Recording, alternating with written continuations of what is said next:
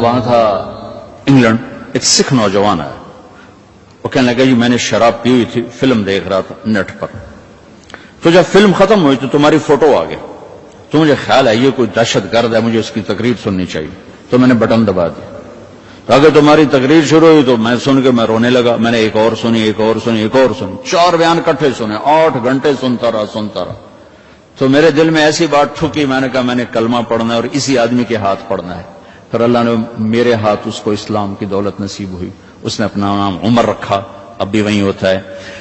تو دنیا ایسی پیاسی ہے، صرف پیغام سنانے والے سو گئے، پیغام سنانے والے فرقہ واریت میں بٹ گئے، نفرتوں کا شکار ہو گئے، اسلام کے نام پر قتل و غارت، اسلام کے نام پر نفرت، اسلام کے نام پر کفر کے فتوے۔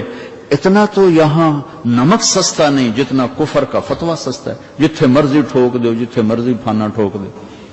آئے اس امت کو تو ہم نے تو غیروں کو اپنا بنانا ہے، غیروں کو اسلام میں لانا ہے، ایک دوسرے کے لیے برداشت کے دروازے کھولنے ہیں۔ سارا معاشرہ صبر سے بنتا ہے، معاشرے میں جو حسن پیدا ہوتا ہے وہ اخلاق سے پیدا ہوتا ہے۔ نماز روزہ ہمیں ڈھانچہ بناتے ہیں، ایمان ہماری بیس بناتا ہے، نماز روزہ حج زکوٰۃ ڈھانچہ بناتے ہیں، اور اچھے اخلاق اور صبر وہ اس کو خوبصورت ڈیکوریٹ کرتے ہیں۔ جس معاشرے میں صبر نہ ہو، اخلاق نہ ہو، وہ معاشرہ درم برم ہو جاتا ہے، ٹوٹ پھوٹ جاتا ہے، اور وہ انارکی کا شکار ہو جاتا ہے۔ اپنے نبی والے اخلاق کے ساتھ اپنے آپ کو اسی عمر میں مزین کرو، یہ عمر ہے آپ کے اخلاق سیکھنے کی۔ اپنی زبان پہ قابو رکھو، برداشت کرنا سیکھو، سہنا سیکھو، معاف کرنا سیکھو، جھک جانا سیکھو۔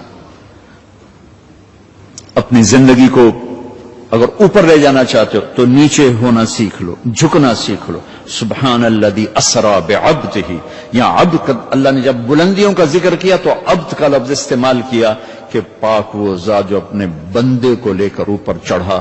اگر اونچائی کا سفر طے کرنا ہے تو جھکنا سیکھو، زبان کے بول کو میٹھا کرنا سیکھو، ماں کے سامنے، باپ کے سامنے، ٹیچر کے سامنے، بھائی کے سامنے، بہن کے سامنے، بیوی کے سامنے، بیوی خامن کے سامنے اپنی زبان کا بول میٹھا کرے، اپنے دل کا دروازہ کھلا رکھے، معاف کرنے کی طاقت اتنی پیدا کرو۔ میرے نبی سوئے ہوئے ہیں، ایک کافر نے آ کے تلوار آپ کی اتاری اور یہاں ماری، آپ اٹھ کے بیٹھ گئے، تلوار اس نے یوں سیدھی کی، کون بچائے گا؟ پورے قتل کا ارادہ۔ آپ نے کہا اللہ، تو اس کے ہاتھ سے تلوار گر گئی، آپ نے اٹھا لی، آپ نے یوں سیدھی کی، اب تمہیں کون بچائے گا؟ کہنا میں تو ہی بچائے گا، میں تو ہی بچائے گا۔ تو آپ نے کہا کلمہ پڑھتے ہو؟ کہنے لگا نہیں پڑھتا۔ اللہ اکبر، کہنے لگا نہیں پڑھتا۔ آپ نے کہا جاؤ معاف کی، جاؤ معاف کی۔ اتنی طاقت معاف کرنے کی۔ یہ میرے رب نے ہمیں نماز کا حسن دیا ہے، نماز کی خوبصورتی دی ہے۔ ابو ریحانہ ایک سفر سے واپس آئے تو ان کی بیگم ان کے انتظار میں، اس زمانے میں نہ کوئی موبائل نہ ٹیلی فون، تو انتظار ہوتا تھا، جو جب رات کو بیٹھنے لگے تو کہنے لگے 2 نفل پڑھ لو پھر بیٹھیں گے۔ ان کہاں پڑھ لو؟ اللہ اکبر۔ جو شروع ہوئے چلتے چلتے چلتے چلتے فجر کی اذان پہ جا کے 2 نفل ختم ہوئے، تو کہنے لگے ابو ریحانہ اما لنا منک نصیب، میرا کوئی حق نہیں تھا؟ کہنے لگے مجھے معاف کرنا، میں بالکل بھول گیا، مجھے یاد ہی نہیں رہا۔ کہنے لگے اللہ کے بندے، ایک کمرے میں بیٹھے ہوئے اور تم سفر سے واپس آئے ہو، انہوں نے کہا میں بھول گیا، سانو تو نمازاں تنگ کیتے رکھ دین وچ نماز دے یاد آ رہی، اور ایک کمرے میں تمہیں یاد کیسے نہیں آئی؟ کہنے لگے جب میں نے قرآن شروع کیا تو جنت میرے سامنے ایسی آئی کہ مجھے بھول ہی گیا کہ میں کہاں کھڑا ہوا۔ ہماری یہ نماز چاہے نہ بنے، چاہے یکسوئی والی نہ بنے، لیکن ہمیں سجدے کا حکم ہے۔ اگرچہ بت ہیں جماعت کی آستینوں میں، مجھے ہے حکم اذان لا الہ الا اللہ۔ وہ بت میری اپنی آستین میں بھی ہوں گے تو بھی مجھے سجدہ کرنا ہے، میرا دل ٹکے نہ ٹکے مجھے ماتھے کو زمین پہ ٹیکنا ہے اور مجھے اپنے اللہ کے سامنے جھکنا ہے۔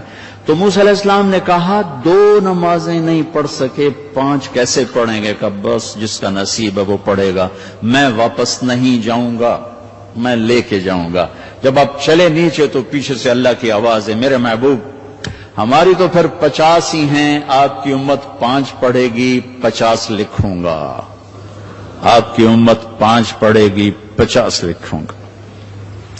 تو ہمیں اللہ نے کتنے ہمارے لیے رحم و کرم کا دروازہ کھولا کہ ایک ہمیں نماز جیسی دولت دی، پھر اس کو باجماعت مسجد کے ساتھ جوڑا، مسجد کی دوڑ لگانے کو کہا، ایک نماز سے دوسری نماز کے درمیان گناہوں کی معافی کا اعلان کیا، ایک جمعے سے دوسرے جمعے کے درمیان گناہوں کی معافی کا اعلان کیا، فجر سے ظہر تک کے درمیان جو کچھ ہوا ظہر پڑھی اللہ نے معاف فرما دیا، عصر کے تک جو کچھ ہوا عصر پڑھی اللہ نے معاف فرما دیا، مغرب پڑھی معاف، عشاء باجماعت پڑھ کے سو جاؤ، فجر مسجد میں جا کے پڑھو، ساری رات تہجد لکھی جائے گی. ایک آدمی تہجد نہیں پڑھ سکتا، کمزور ہے، عشاء باجماعت پڑھ لے، فجر باجماعت پڑھ لے تو ساری رات تہجد میں لکھی جائے گی، ساری رات اس کی عبادت میں لکھی جائے گی.